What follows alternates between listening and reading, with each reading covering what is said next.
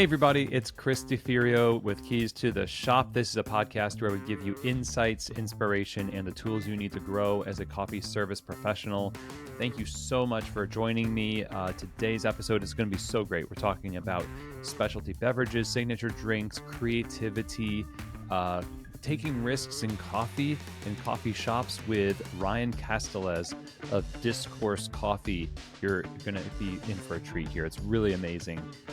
So really quick, I want you to make sure that you're subscribed to Keys to the Shop, both on podcast platforms that you use to listen to podcasts, as well as here on YouTube, where we have more video content coming out. So you're not going to want to miss that, as new and unique pieces of content and insightful episodes are broadcast on the YouTube channel. So go ahead and subscribe.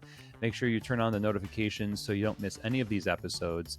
And if you are enjoying Keys to the Shop, share the show with friends and your connections on social media. It makes a huge difference. And thank you very much.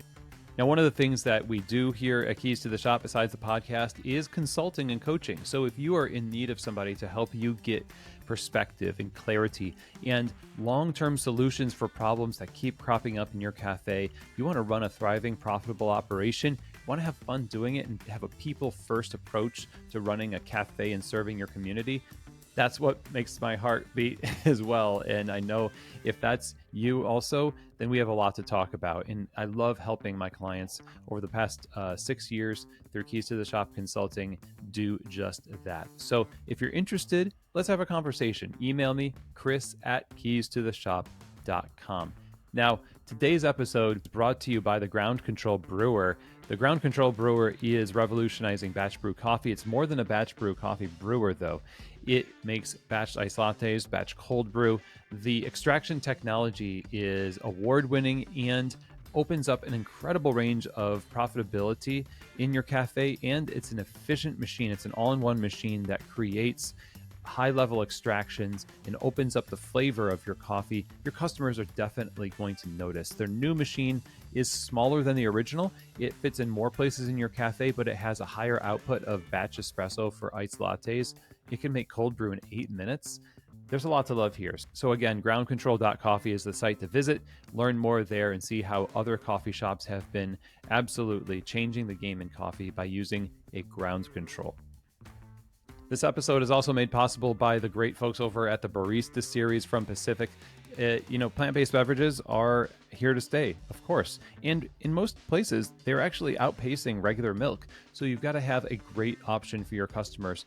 And the Barista series is that option. It stands up to the heat from steaming, makes awesome texture for latte art, and also keeps the balance of the beverage focused on coffee. I think you're really going to love this. Check them out at pacificfoodservice.com. They'll send samples to you. Try it for yourself.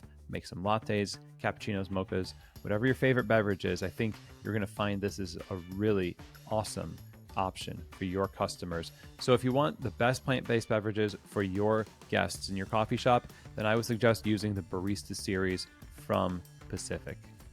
Okay, everyone. Well, today we are going to be talking with Ryan Castelaz, who is the creative director of Discourse Coffee in Milwaukee, Wisconsin. It's one of the world's most innovative coffee shops, and he is also the founder of Agency Cocktail Lounge, which is the nation's first fully hybrid cocktail bar, which offers each cocktail as both alcoholic and non-alcoholic. And he's also the best-selling author of the book, The New Art of Coffee, From Morning Cup to Caffeine Cocktail, that's published by Rizzoli in 2023.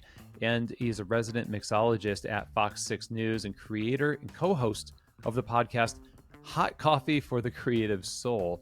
Ryan is a very passionate soul and has served as a brand ambassador for Espro, Barfly, Apothekary, and Free Spirits, and has hosted workshops on drink making and creative thinking throughout the US, France, and Canada.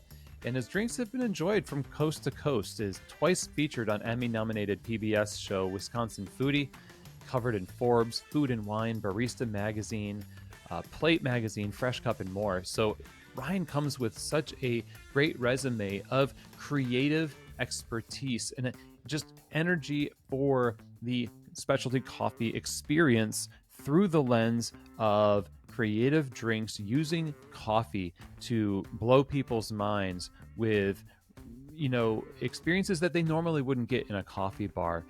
And in today's conversation, we're going to talk all about what they have created at Discourse, why he got into coffee to begin with, how his creative energy and pursuit of creating experiences has informed what they did in the first years of Discourse, how they pushed through the challenges of their location and the concept itself, which was really new and hard to get going.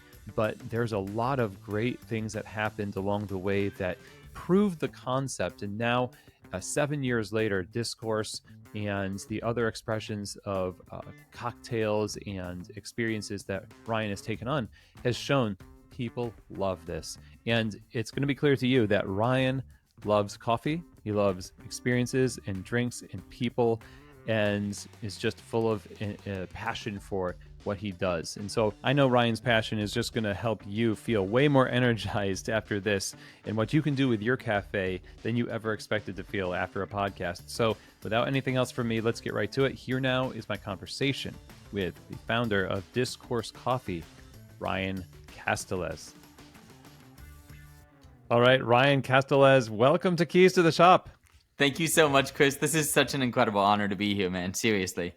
Pleasure to have you. I am a really big fan of what you're doing at Discourse, and your energy for specialty coffee is immense. And the projects that you're doing are really inspiring. So I'm really excited to get into this. I was made aware of what you do, I think, because there was what was it, Fresh Cup, I think, that had an article?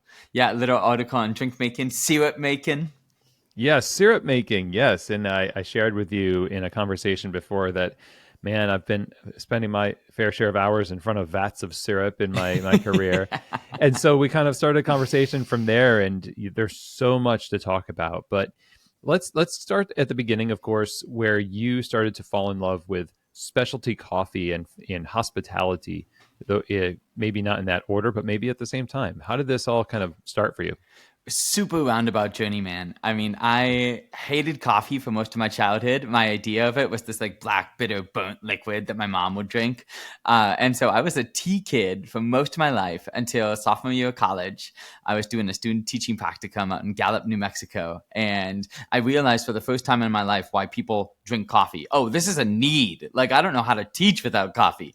And so I started drinking coffee out there in New Mexico. Right after that, I left for Italy, and I was in Florence for 6 months studying opera, because at that time my whole life goal was to be an opera singer. And so I was studying opera with a vocal coach out in Florence, and I became absolutely enamored with this tradition of, I'm going to pop a euro coin down on the bar. You're going to give me my shot. I'm going to stir it 3 times. I'm going to knock it back. I'm going to say ciao, and I'm going to be on my way. And I loved this ritual. I think here in America, we actually lack ritual. And so this is one of the first times in my life that I had this very prescriptive ritual that I just loved. And so when I moved back to the States, like the first thing I did was beg my mom. I was like, can we go and buy an espresso machine? So I bought a DeLonghi steam espresso machine.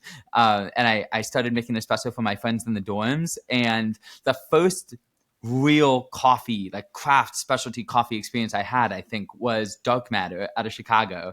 And they had done this espresso that was supposed to taste like peanut butter. And I was like, yo, what is this? Like, I didn't know people were doing things like this in coffee. I grabbed it. I made some shots for friends, and we were all like, yo, this tastes like peanut butter. And I think kind of from there, it was this rabbit hole, right? Like once you're, it's like the Matrix. Like once you see it, you can't unsee it, Right. And once I saw what was possible in coffee, I became obsessed with figuring out what else was possible. And so I dug deep as a home barista for many years, kind of leveling up my espresso setup until I had a Bosco Sorrento on my counter and, a beautiful compact F10. And I had a coffee shop on my counter. And it got to a point where I was like, man, I should probably do something about this obsession, right? Like I'm thinking about this all the time. I'm dreaming about this all the time. And we stumbled upon our first space in Door County, and the rest is kind of history. You stumbled upon your first space. So a lot happened in this update on your career. So you were super enthusiastic about coffee. It was a home pursuit. You said, I want to do something with this. Yeah. And the question I have is, I mean, why? Because a lot of people are very much enthusiasts, but they have other careers, they have other pursuits. So, what Yes. about this professionally was attractive to you? Just doing it more often, or was it just the challenge of entrepreneurship? What was it for you? I always knew I was going to be an entrepreneur since I was like a very, very little kid. I just kind of knew it. But really, for me, what I've come to believe, right, is like we all spend our entire lives pondering this question, like, what is the meaning of life, right? For Yeah. me, the meaning of life, right, is to do the thing that you would do anyways without being paid and then get paid for it. Like if you can do that, I think you've won. Like that thing that you're always thinking about, that thing that you're always dreaming about, that thing that you do on your own time for free, right? If you can figure out a way to take that and make it into something that is sustainably driving your life, dude, that's winning. And so for me, a big part of me making that decision was, well, I'm working, right? But then as soon as I get home from work, as soon as I'm deciding what to do with my time, I'm looking up things on Home Barista. I'm making espressos. I'm plotting out how I can explore new equipment. I'm researching gear. I'm trying to learn everything there is to know about this. And I came to this realization that, man, I got to turn this obsession into something. Like this. Mm. This is something really, really beautiful. And if I can figure out how to make this into something that I could make a living off of, then I think I could actually have a really big impact on this because I'm obsessed with it and I have a lot of passion for it and I have a lot of love for it.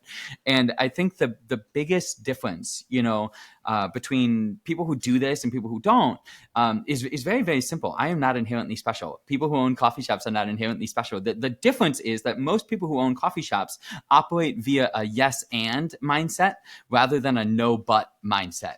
And when I was in high school, I did comedy sports, and improv is the best thing I've ever done in my life. I highly recommend everybody do improv because it teaches you this. It teaches every time something is tossed to you in a scene, you say yes and. You accept and you expand. You never negate. And so this has been something that has brought me through to this point in my life. When I have a crazy thought, I don't say, no, but we won't be able to afford it. And where do we put it? And what's the space? I say, yes. And how do we accomplish it? What is the budget? What is the space? Who are the people? And that just slight shift in mindset from a no but to a yes and, I think really, really enabled me to take that next step confidently and say, I don't know how to do this right now. I've never run a coffee shop. I've been a professional barista for all of 5 months. I'm in a town of 600 people. This location is the worst you could ever possibly imagine. None of the market factors line up for a coffee shop. And yet I'm going to open a coffee shop here. And that yes and mindset is what powered us through that opening. It's what powered us through the first year. And it's what's powered us to year 7. Powered through what? In the first year, when you first opened this small town, bad location, great idea space, right? What was it that you needed to overcome with this mindset? I think the biggest first thing to overcome is just the self-doubt, right? And like there is a level of doubt in everybody who does business. I still, Chris, to this day, 7 years in, right? I'm still thinking some days like, man, I really hope people show up today. Yeah, I really hope people come into the shops today. That'd be really cool because if they don't, that's going to really suck. There's still that level, even now. But I think back then, having that yes and mindset really helped us power through that moment of like, oh man, are people going to come to this thing? Like we're putting a lot of time and energy and love into this thing, but like, are people going to come? It's like, yes, and this is why.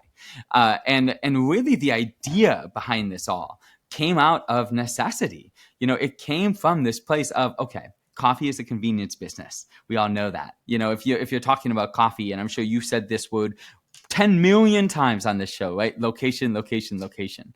And what we had was a terrible location that was not convenient for everybody. And so how do we make this work as a coffee shop, right? When it is in fundamental opposition to the model of what a coffee shop is and does.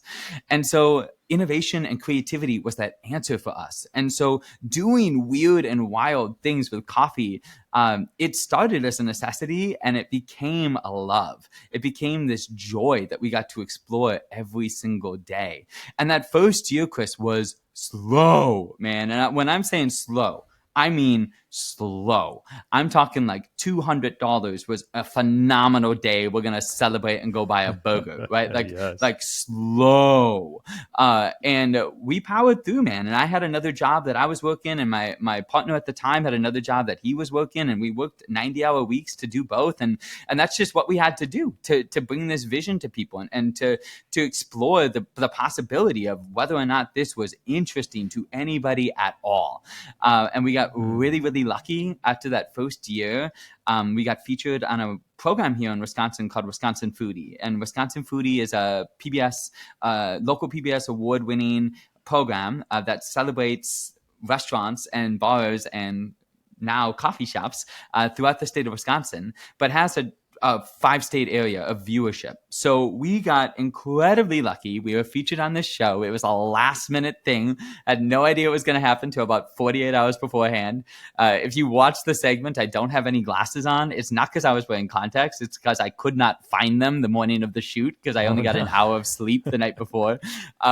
It was insane leading up to this. But that segment launched us, and the next year a slow day was $400, and the next year a slow day was $600, and you just kind of keep building and building and building. And by year 3 I was able to leave my other job and focus full-time on Discourse. Wow. So you stuck with it, and you had this yes and mentality that said, almost like you believe this is going to work out.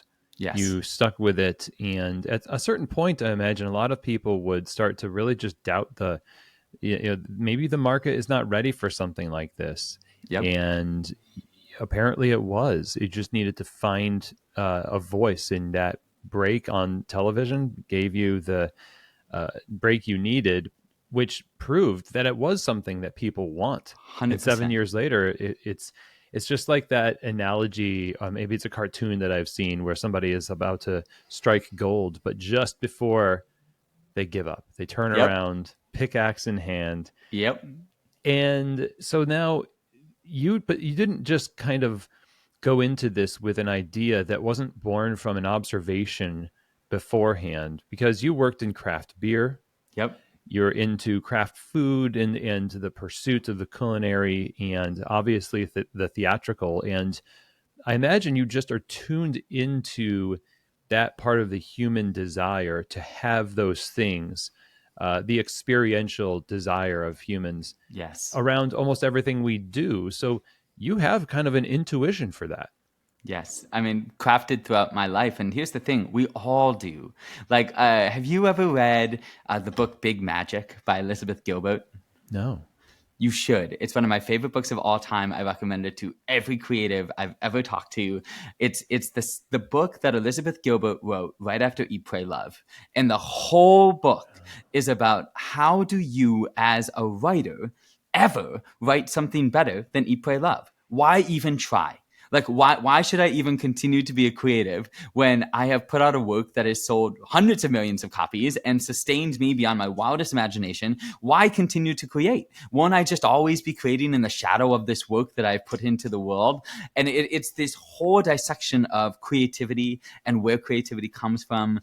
And one of the core things that she talks about, and I think this is so beautiful, is this idea that ideas are sentient. Ideas are these sentient creations that exist outside of us, and they exist in the world always, and they choose a home. And that home is simply whoever is the most receptive to receive it. And if that idea is not brought into the world by that home within its timeline, that idea will fly off and find another host who will actually act on it. And so if you've ever had an idea where you have this brilliant idea and you don't do anything, and then 2 years later you see that thing in the market and you're like, that was my idea. It was never your idea, and it was never their idea, right? It was simply an idea, and you were receptive to it, but you were unable to put it into action. And so that this is very much the way that I view creativity. I don't think that anybody is exceptionally creative. I think that there are people who are very receptive to the ideas that are presented to them by their environment, and there are people who are very closed off to the ideas that are presented to them by their environment. And that is how we perceive and acknowledge this idea that we call creativity. And really what I think that creativity is reception. And so what I learned over time was, if I am extremely receptive to all of the feedback that my environment is giving me, and this is my entire living environment, this is my experiences, my people, my places, the things I eat, the things I drink, the things I consume, visually, auditorily, right? If I'm very receptive to all of these things, then my brain can actually put these into a framework that I can share these experiences, that I can share these stories, and we can actually figure out a language for how to translate these received experiences into things that people can then experience and consume. And so that's really the bulk of what the last 7 years of my life has been, and the lives of our team has been, how do we create and refine and train on this process in which we are able to receive ideas from our environment and translate them into drinks that people can actually experience on a daily basis. And so it's been this really incredible journey to remove the creative burden from oneself, right? I don't need to be this incredible creative all the time. All I need is to be receptive. All I need is to be open. And the ideas are in the world, and they will come to me as long as I am open to them. And then it is my job as a creative to act on them, to translate them through my language into something that is physical and tangible and real. And so that's what we've done at Discourse, is we've created this language that our baristas can use to express their lived experience in drink. Okay, that's amazing. I love the perspective of sentient ideas. And even yesterday, I got back from a training with a client and told the people there, I said, each coffee shop, every coffee shop is a manifestation of something that will never be repeated again. Yes. It's the expectations of individuals who create the singular experience that is a coffee shop. And it's an adventure. I mean, that's what this is. And people have these expectations, and it feels like so closely related to hospitality. It is. To have that discourse, as you've named your business, with those expectations, with the muse, with all of that. And 1,000%. I'm curious about the language aspect of it. So now you've created a language within your business through your menu. Yes. And I'm wanting you to just dive into that a little bit. What does that look like to develop sort of an internal language of communicating creativity for customers through coffee? Thank you for asking, Chris. This is one of my favorite topics to talk about. I love it. We actually wrote a whole book on it. It's called The New Art of Coffee. Shameless plug. Pick that baby up on Amazon, Barnes & Noble, Onyx Coffee Lab, wholesales that bad boy. New Art of Coffee, morning cup to caffeine cocktail. And the whole second part of that book is about this. It's about this language. It's about how we wrote it, and it's about how to use it. And really what this language is like any other written language. So the more that you speak it, the better you are, the more fluent you are. And when you first start speaking it, you're pretty bad at it. You're stumbling through hi, bye, where's the bathroom? And then the more that you speak it, you get really, really good at speaking it. And the more that you speak it, the more nuance you're able to put into it, right? Now you can use descriptors that maybe aren't the obvious ones. And so this really is a language. You're learning and you're processing through various degrees of fluency. And the core of the language is emotional narrative, right? And this is really the big thing that we've found, is that life is perceived in story. Our lived experience is perceived in story. It is the fundamental language of humanity, is story. And so these lived experiences that we're receiving through our receptivity, if we can find a way to take that lived experience and to conceptualize it into a story, that is understandable by everybody. So now that we have this story, what we have to do is we have to break down the fundamental underpinnings of that story into concrete ideas that we can put into a cup. And so what that process looks like is this kind of emotional connection, right? So if I'm telling a story that's really exciting, that's zippy, that's lively, that's happy, that has joy, right? I might be thinking about, maybe I want to make a soda. Maybe I want to make something that has some carbonation, that has some life to it. If it's celebratory, maybe I want to put it in a flute glass, right? This is something that we inherently associate with celebration. If I'm making something that is somber, that is dark, maybe I want to explore something warm. Maybe I want to explore black colors. Is that activated charcoal? Is that squid ink? Maybe I want to explore spice. Is that black pepper? Is that habanero, right? Like, how do we take these core emotional moments and translate them into both physical, smell, and tasteable components? And the more that you get used to doing that, oh, this experience was, okay, I went out and I laid on a grassy patch and I let the sun beat down on me, and it was my first moment of summer, and it was a beautiful moment, and I want everybody who drinks this to feel like they were laying on that grass and having their first moment of summer, right? Like, maybe then when we get back and we make that latte, well, it's like, duh, matcha's at the base, right? We got to get that grassiness, we got to get that green. We want something really sunny. Maybe that's a mango powder that we can put in a sun stencil on the top of the latte. And then maybe for the syrup, because we want something smooth and this first day of summer, right? That means flowers and new blooms. Maybe we're doing a foraged flower syrup that we're combining into the matcha base. And then we have that beautiful sun stencil on the top, right? And in the last 30 seconds, what we've done is we built a drink that I could put on a menu. And when you drink it, you will feel like you're laying in the grass and the sun is shining down on you. And you will feel that way because we have taken those core emotional moments and we have translated them through this language into a drink that I could menu tomorrow. And so that's the language that we teach people. That's how we make drinks at Discourse, is this kind of deciphering from emotional experience to story to elements to drinkable creation. Wow.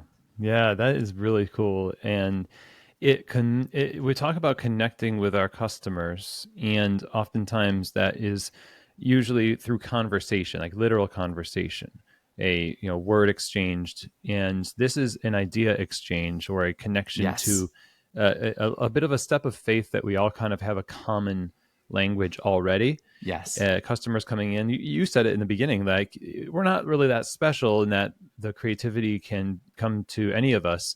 That would include the customers. 1000%. Sometimes, we don't give them the credit that they deserve to say they're not going to get it. It seems like people get it.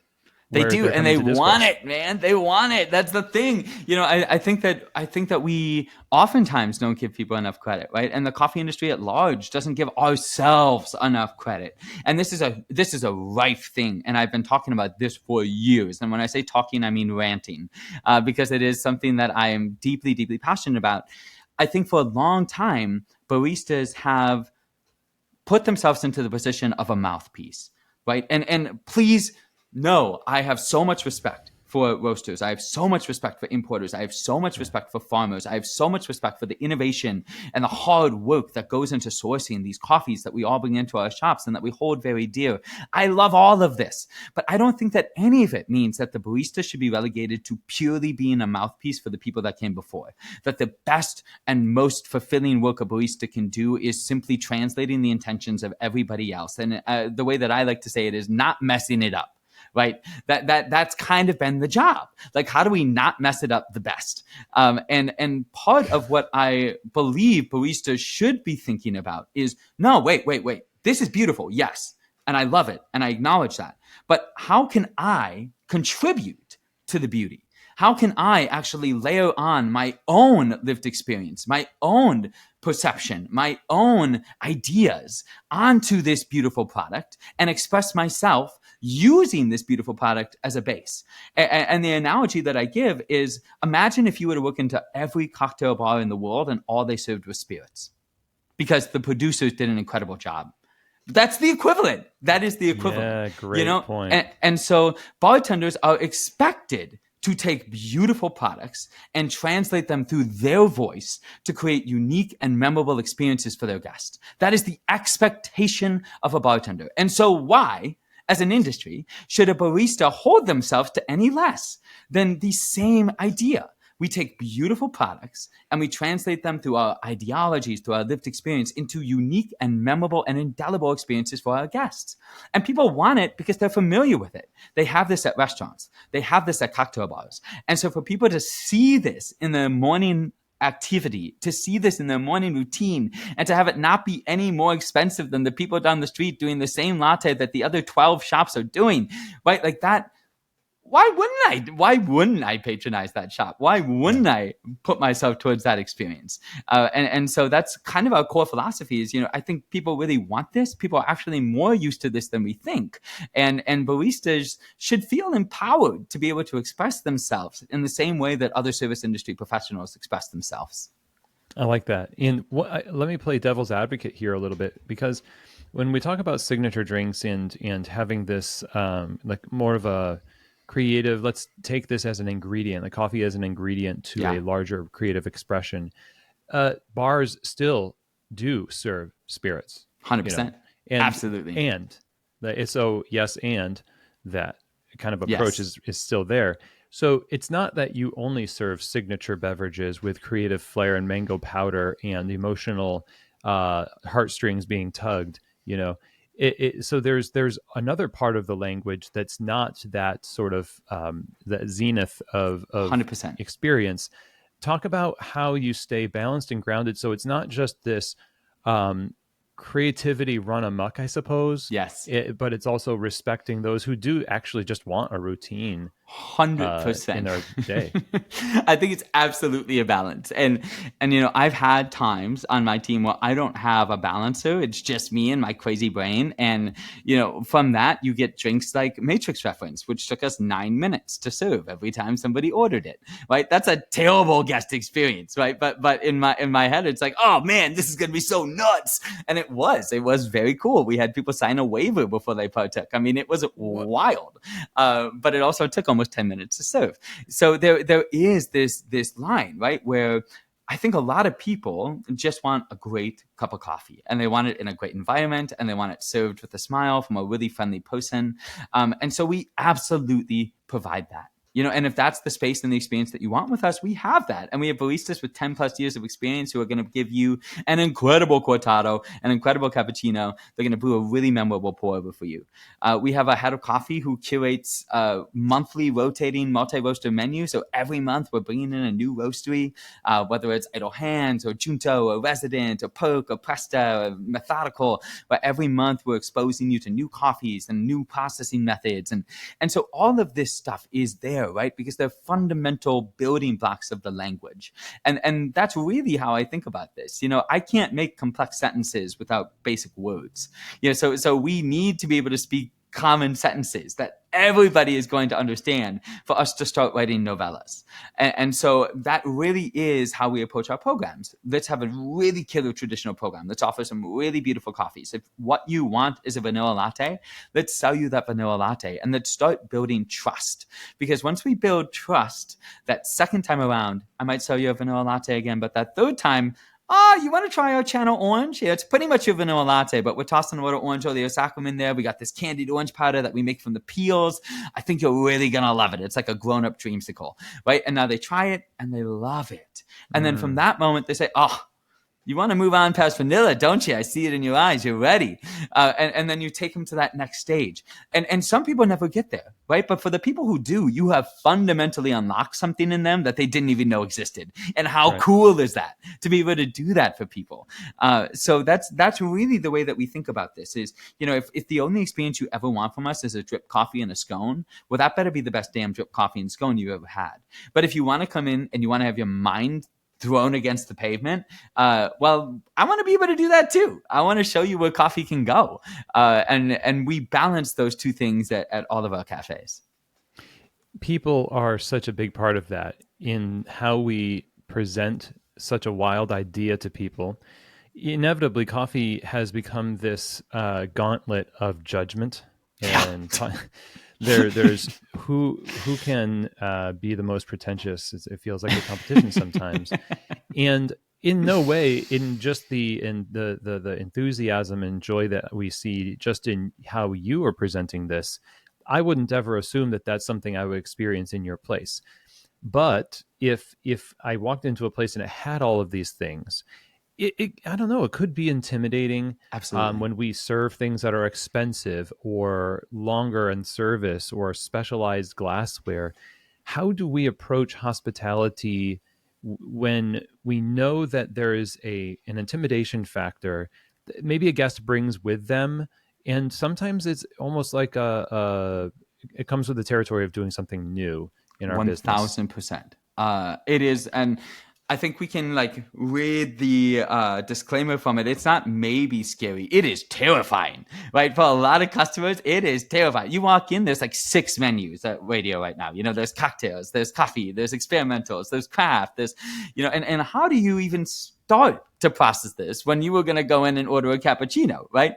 And so part of what we do, Chris, and this is a weird thing, and it's hard to actually describe to people sometimes, but we actually create our spaces as our first tool.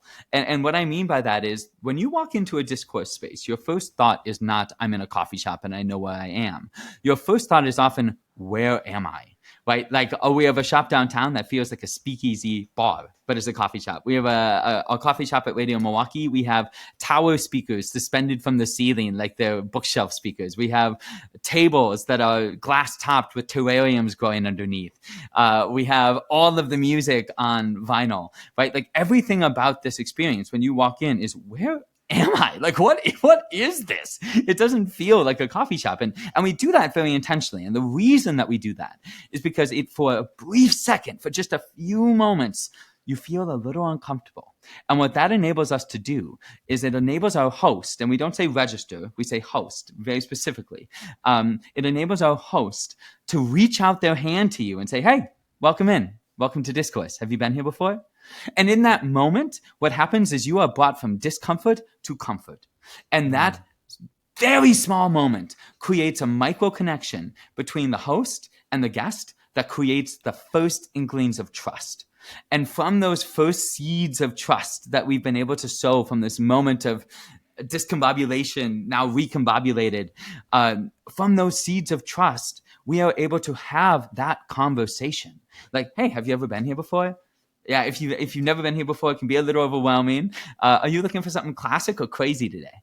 Right? And just by ascertaining what the guest wants, now we can point them in the right direction. And we've already built that little piece of trust, right? Because we saved them from their discomfort of not knowing where they were.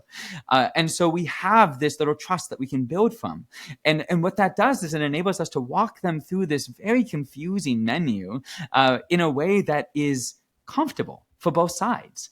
And it gets us to the point where we can get that guest with something they will love in their hands. I think something that happens all the time is we try to convince. We try to convince, like, oh, try this thing. This is my drink. This is my special. Try this. And it's really not about convincing them about what we want them to try.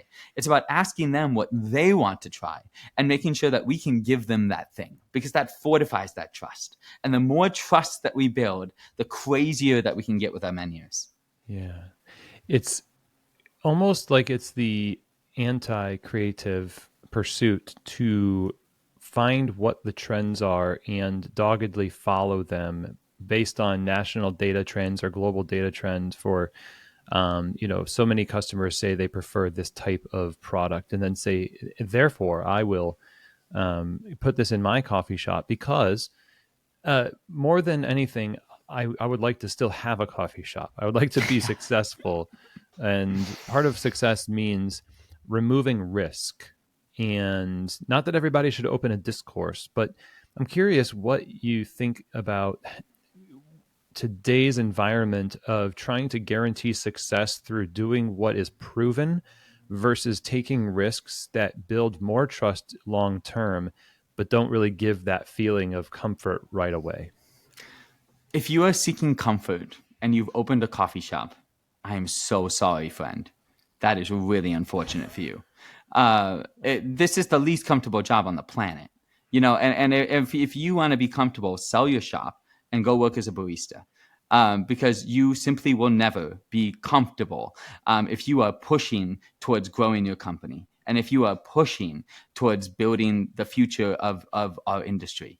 There is a constant yearning for newness. There is a constant yearning for growth. I have never once. I worked for 2 years as a flavor scientist, and when I was in this job, right, we had access to crazy data. Like these surveys of hundreds of millions of people, and we identified macro flavors and micro flavors and emerging flavors and what we called up and coming flavors, and our job as flavor scientists was to pair flavors from each of these categories, right? So if we were going to put a new project into market, I'm not going to make a bergamot Buddha's hand and Mexican mint marigold cocktail, right? Nobody knows what any of those things are, and nobody's going to buy it. But I will make a Buddha's hand and strawberry soda, right? Because somebody knows strawberry, but they've never heard of Buddha's hand. And so when they buy that strawberry soda and they taste it, like, oh, that's exotic, that's fun, the first thing they're going to do is they're going to look up Buddha's hand. And the more people that search Buddha's hand online, the higher those metrics go up in these surveys, right? So really what we did in that industry was this kind of conjoining of these worlds. Give people something they're comfortable with, and then show them something they've never seen before. This is the best model to start off at. I don't think everybody should start off at Discourse level craziness. This has taken us 7 years to get to. We have a very specific staff that has been sold on a very specific version of this world. And us wanting to create that world is what keeps us all going every day. I don't know if everybody has access to that. I certainly didn't in my last market. But what everybody can do, right? Everybody can look at it and say, okay, well, matcha's doing great. Matcha's having a moment. How do I put something that people don't expect into something that people do expect, right? Because now you're playing into the trend, but you're playing into the trend in a way that is inherently unique to you. You are mitigating your risk by doing something that is at its core mainstream, while optimizing your chance for success by interpreting your own belief about that thing on top of it. So you might do matcha and mint. You might do matcha and tarragon. You might get real crazy and look up some wild herbs or some wild citrus that you could pair with your matcha. Maybe you do a matcha milk punch, right? Maybe you start borrowing from the cocktail world and you interpret matcha that way. But you take this thing that everybody's doing, this thing that's on trend, and then you put it through your lens. And I think that is an accessible and an easy way for people to play off trends in a way that is just a little bit uncomfortable for people, that creates an indelible experience where they remember you, they remember that drink, they remember that moment, and they're probably going to talk about it with their friends. Yeah. How do we find our lens? That is the question.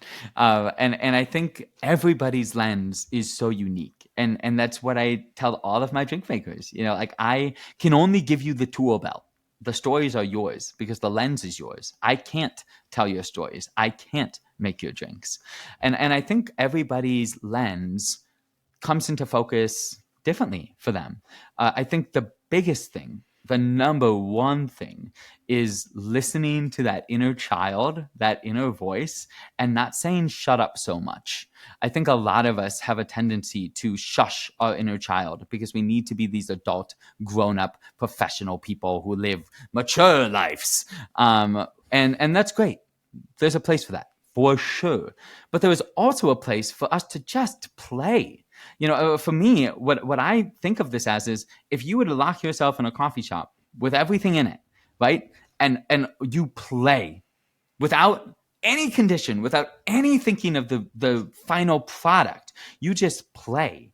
Well, the things that you put into that glass while you're playing, that's your voice. That's who you are. That's the flavors that you instinctively gravitate towards. And so when you find that, you can start to refine it. You can start to shape it and sharpen it and say, oh man, this is actually my style. This is how I create.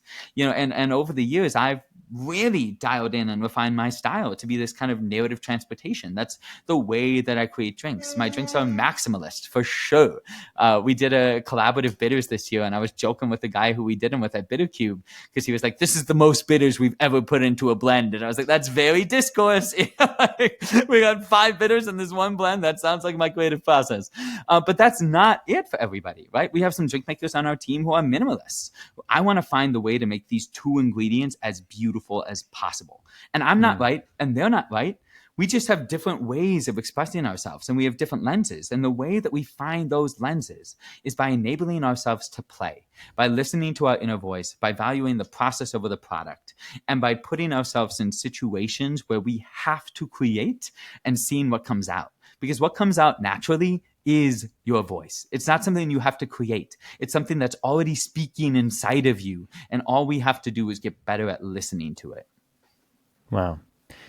So much of what I believe a customer is attracted to in a cafe is what that cafe represents in them, and the idea that they are co-creating that space through their patronage, and just the conversation you're having with them, in that they vote with their dollars. They say, we love this, we don't love that. Yes. But they see themselves in the space, and they can go and feel affirmation, feel care, feel hospitality. So as you're finding your lens, it feels like you're helping customers focus theirs as well as 100%. they interact with it. 100%. A rising tide raises all ships, right? And here's the reality. People don't know what they don't like until they don't like something. Like that's the, you know, and what we talk about at the shop, right, is if you venture out, if you get one of our experimental drinks, I'm fucking proud of you. And if you don't like it, tell us. We're going to make you something you like, and we're not going to charge you for it. My end goal at the end of the day, right, this exchange, this relationship that we've built at a fundamental economic level, right, is you give us money, we give you something you love to drink. It's very simple. And so if you try an experimental drink and you hate it, tell us. Proud of you for trying it. Let's get you something you're going to love. Because at the end of the day, my obligation to you is to give you something you're going to love. But I would rather you try the experimental drink, hate it, find out what you don't like, and then have something you love, than just go to the thing that you've had at every other coffee shop you've ever been to in your life. And guess what? You as the guest would rather try something that you've never had before, hate it, and then end up with something that you love, than not have that experience in the first place. And what does that create, right? What it creates is, in the mind of the person who had that drink, what they're thinking about. If they like you, if they like your space, right, they're finding ways to justify why it might be good or who it might be good to. And so what they say in their head is, man, that is not for me, but my buddy Justin would love that, right? And so the next time that they come in, who are they bringing? They're bringing Justin. And they're saying, man, this was not me, but I know you, and I think you're going to really mess with this, right? And when Justin has it, they love it, right? And then Justin says, oh my God, I love this. I got to freaking tell Sally and Sam and Arthur and Oscar about how freaking cool this thing was, right? And it spreads. And all of this was created because that one first person was given the ability to take a chance. And that ability to take a chance, I think, is what fuels all of this. It's what fuels the self-learning. It's what fuels our staff's learning. It's what fuels the industry's learning. And more coffee shops taking bigger chances are going to make more guests take bigger chances. And that journey is what creates progress in our industry. And to see it even on a micrometric scale over the last 5 years has been deeply, deeply inspiring. Because the more opportunities we give people to try weird things, the more inclined they are going to be to try weird things. That's a really great point. I love this. And I'm so glad to present these ideas to our listeners, because it is a constant battle between what is safe, what is risky, what is creative. And ultimately, the reason you started a coffee shop is idealized in the first steps of opening. Reality comes in, the back end metrics, it has to be feasible, and it ruins the creativity of it in a lot of ways. We just try to be open, and that's it. And what you're proving is that business is about interaction, and it's about this discourse between the market, which is just people, and providers of experiences. And I love your challenge to the industry to get out there and be that creative force, to present these risky things and these new experiences for people, because that is what we initiate those things for customers.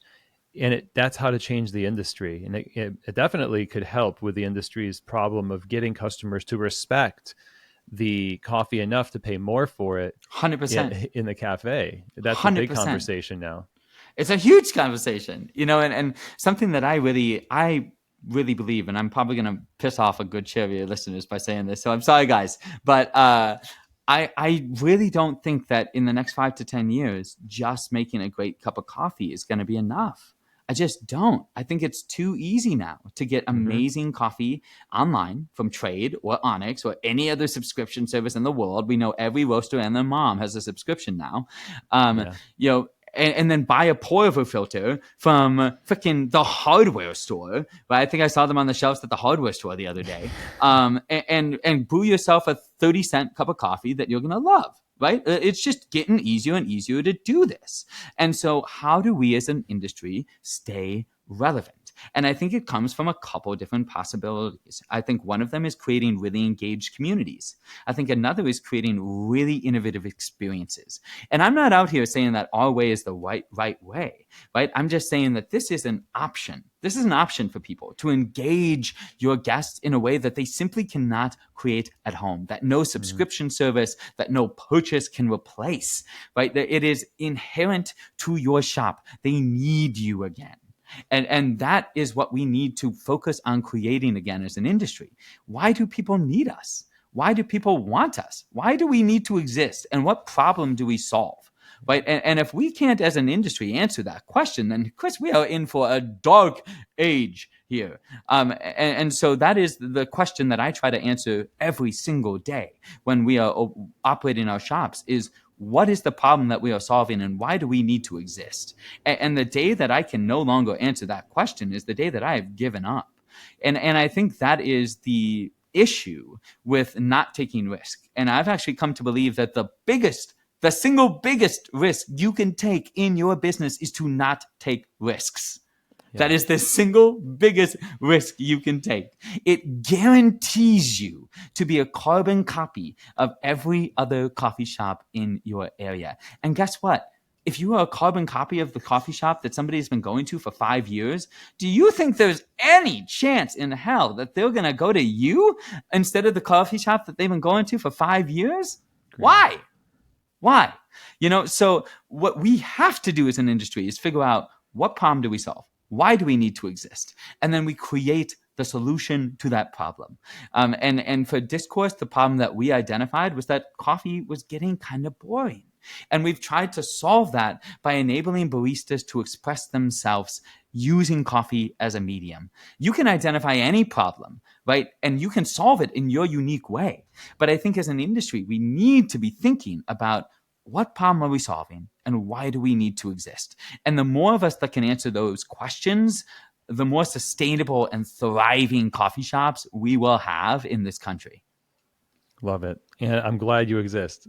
Thank you, brother. Discourse exists. It's really you, brother. Awesome to hear your passion for this. And I'm glad to have you on the show. This was an awesome conversation. And so where can we direct us to where we can go if we're in town and we want to go to Discourse and also just online to interact with content?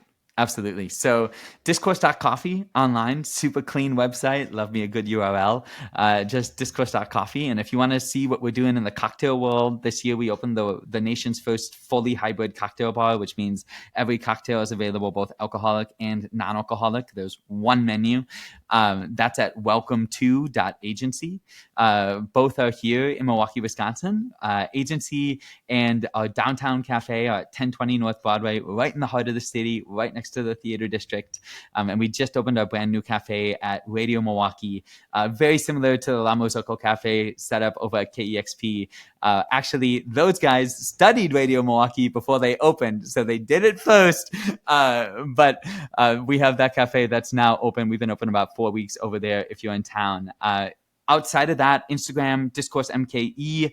And then I wrote a book. Like I said, last April, we put out a book called The New Art of Coffee, From Morning Cup to Caffeine Cocktail.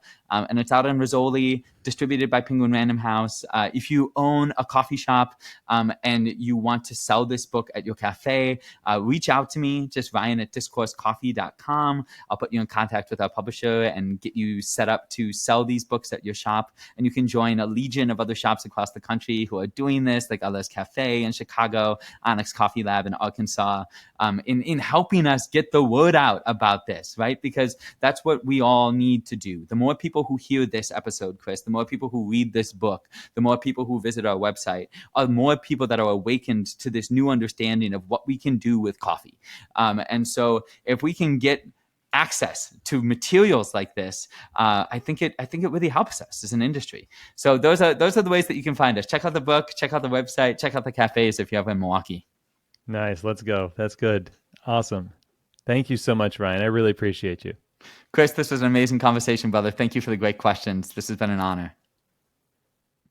Well, as always, I hope that you enjoyed that conversation, and I'm extremely inspired by the way that Ryan is approaching experiences in the coffee shop and the idea that we can tap into this sentient creativity that is out there and usher in an experience for our guests that they normally wouldn't demand from us, but when we present it to them creatively and maybe taking a little bit of a risk, is going to, more often than not, bring about something that we couldn't have seen otherwise. And I love what Ryan said about the biggest risk is not taking a risk at all.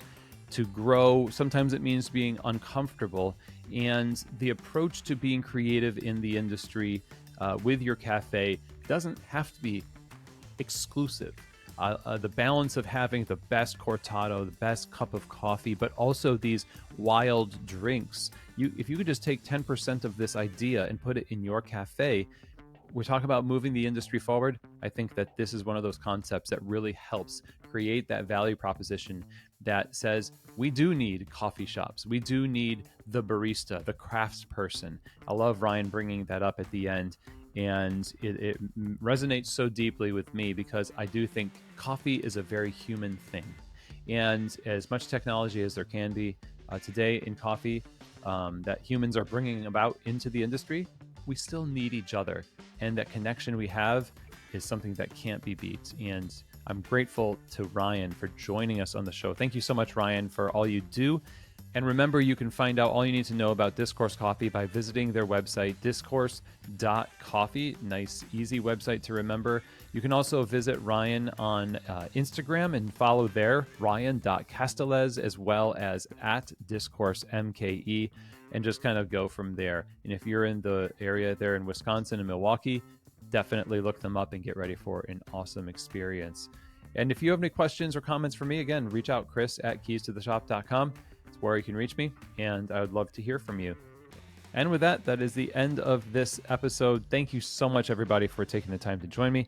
I appreciate all of you supporting the show over the years. It means so much. It really does. And I couldn't do it without you. Don't forget to share the show with your network of folks.